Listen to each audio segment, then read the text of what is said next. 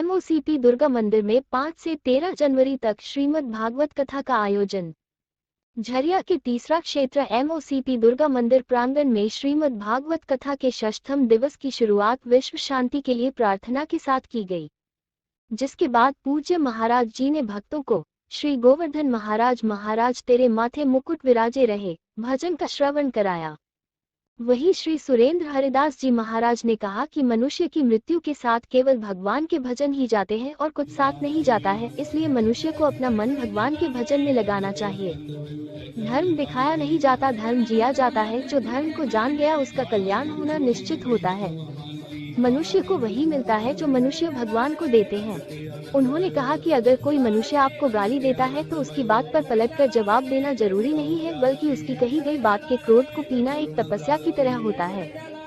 शास्त्रों में लिखा है, जब कोई व्यक्ति आपको गाली देता है और आप गाली सुनने के बाद आए क्रोध को रोक लेते हैं तो गाली देने वाला आपके क्रोध की शांति को देखकर खुद ही जल जाता है। अगर कोई व्यक्ति आपको बिना दोष के गाली या बुरा भला कहता है तो उस मनुष्य के सारे पुण्य वही नष्ट हो जाते हैं।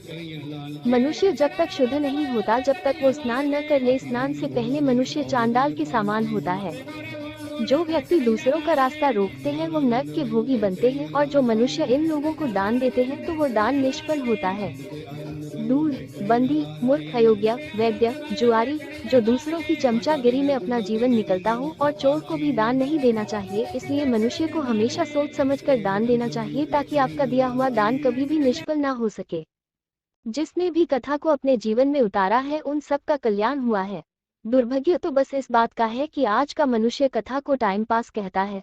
सबको अपने मन, कर्म और वचन से कथा का आनंद लेना चाहिए। भगवान श्री कृष्ण का जन्म कारागार में हुआ और उनसे उनके माता पिता भी छूट गए थे, लेकिन भगवान श्री कृष्ण ने कभी भी अपने जीवन में हार नहीं मानी और उन्होंने हर समस्या का समाधान किया है। मनुष्य को अपने आप को हमेशा सत्य के मार्ग पर लेकर चलना चाहिए, जिससे आपका सदा कल्याण होता रहे।